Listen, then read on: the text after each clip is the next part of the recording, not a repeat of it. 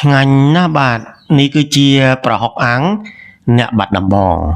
បើសិនជាបងប្អូនមកលេងបាត់ដំបងកុំភ្លេចណាប្រហុកអាំងរបៀបនេះខ្ចប់ស្លឹកចេកបាទមានអន្លក់បន្លែឆ្ងាញ់ពិសេសមែនទែនតែម្ដងបាទកុំភ្លេច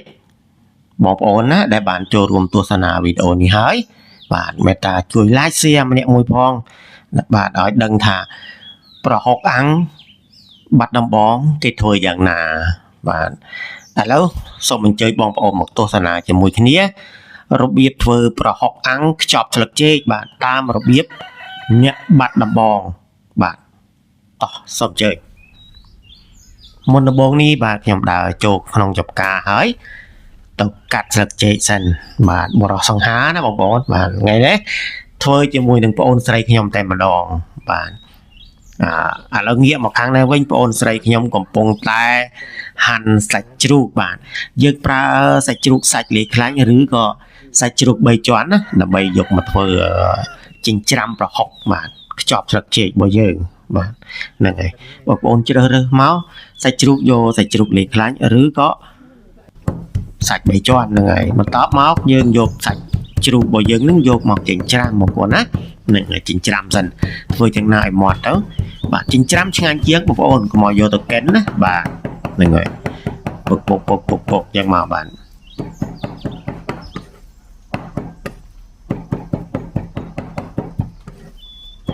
បាទអូខេឥឡូវនេះឃើញថាសាច់ជ្រូកយើងបានមាត់ល្មមហើយបន្តមកទៀតនេះយើងចាប់ផ្ដើមយកប្រហុករបស់យើងថ្ងៃនេះប្រើប្រហុកដោយខ្លួនឯងតែម្ដងបាទធ្វើខ្លួនឯងជាពិសេសបងអូនស្រីខ្ញុំមកប្រកាសឲ្យធ្វើប្រហុកហ្នឹងហើយប្រហុកត្រីកំភ្លាញបងប្អូនណាហ្នឹងហើយបើសិនជាយកប្រហុកត្រីរស់ប្រហុកសាច់ក៏ប្រើបានដូចគ្នាតែបើសិនជាយកប្រហុកត្រីកំភ្លាញគឺដូចថាវាមានរសជាតិហើយនឹងក្លិនឈ្ងុយឆ្ងាញ់ជាងបាទហ្នឹងហើយចិញ្ច្រាំមកប្រហុកយើងហ្នឹងបាទពិសេសបងប្អូនខែនេះក៏ខែភ្លៀងឲ្យភ្លៀងធ្លាក់ស្រេចអញ្ចឹងណាមកបានប្រហុកអាំងខ្ចប់ស្លឹកចេកនិយាយទៀតអូពិសេសមែនទែនបាទឥឡូវនេះប្រហុកយើងបានចិញ្ច្រាំហើយយើងចាប់ផ្ដើមយកម្ទេសមកបាទមានទុំមានខ្ចីបាទហើយព្រមទាំងខ្ទឹមសផងដែរបាទមិនពិបាកទេបងប្អូនប្រហុកអាំងតាមរបៀបអ្នកបាត់ដំបងមានអីពិបាកទេបងប្អូនហ្នឹងហើយគ្រាន់តែមានគ្រឿងប៉ុណ្្នឹងទៅក៏ប្រើបានហើយហ្នឹងឥឡូវនេះយើងងាកមកមើលប្រហុកយើងវិញបាទប្រហុកចិញ្ច្រាំរបស់យើងនេះយើងដាក់ចូលដោយខ្ទឹមសម្ទេសបាទហើយយើងក៏បន្តចិញ្ច្រាំទៀតហ្នឹងហើយដាក់ចូលមកបន្តចិញ្ច្រាំបើសិនជាបងប្អូនមិនសូវចូលចិត្តម្ទេសបងប្អូនបន្ថយទីទៅបើសិនចូលចិត្តម្ទេសច្រើនក៏ដាក់ច្រើនមកអាហ្នឹងគឺអាស្រ័យលើបងប្អូនដែរទេណាបាទហ្នឹងបាទ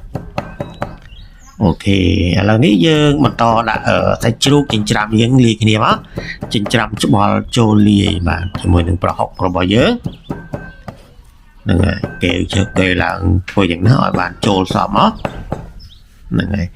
បន្ទាប់មកយើងបន្ថែមដោយស្ករបន្តិចណាបាទ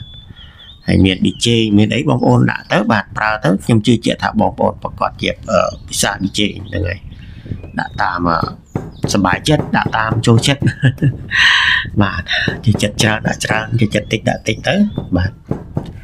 ស្ករក៏អញ្ចឹងដែរបងប្អូនណាហ្នឹងហើយបាទឥឡូវចិញ្ច្រាំមាត់ហើយយើងចាប់ផ្ដើមយកស្លឹកចេកយើងមកបាទស្លឹកចេកនឹងយើងកាត់មកវាទៅស្រួយយើងអាចរោលភ្លើងឲ្យទន់បន្តិចមកបន្ទាប់មកគៀប្រហុករបស់យើងដែល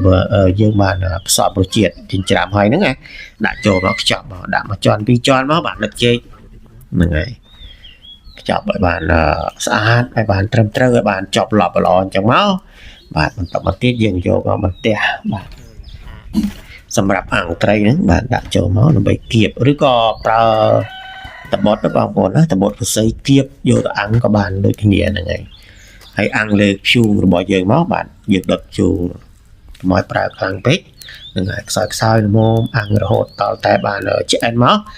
ហ្នឹងហើយឥឡូវនេះឃើញថាអាំងរួចហើយបងប្អូនណាហ្នឹងហើយឆ្អិនហើយបាទឈ្ងុយតែម្ដងកំពុងតែអាំងឈ្ងុយក្លៀនបាយប្រឡប់ចូលតែម្ដងបងប្អូនយកបាយនឹងអាំងរយៈពេលយូរដែរបាទក្រោបបមកហូយបងប្អូនអើយគួរឲ្យឆ្ងាញ់មែនទែនតែម្ដងឥឡូវនេះបងប្អូនស្រីខ្ញុំចាប់ផ្ដើមភ្លក់ហើយឃើញថា ឆ្ងាញ់ណាស់កុំភ្លេចបងប្អូនជួយ like share វីដេអូនេះបន្តផងហើយអរគុណបងប្អូនដែលបានចូលរួមទស្សនាវីដេអូនេះបាទជួបគ្នាវីដេអូក្រោយសូមជូនពរបងប្អូនជួបតែសេចក្តីសុខគ្រប់ប្រការ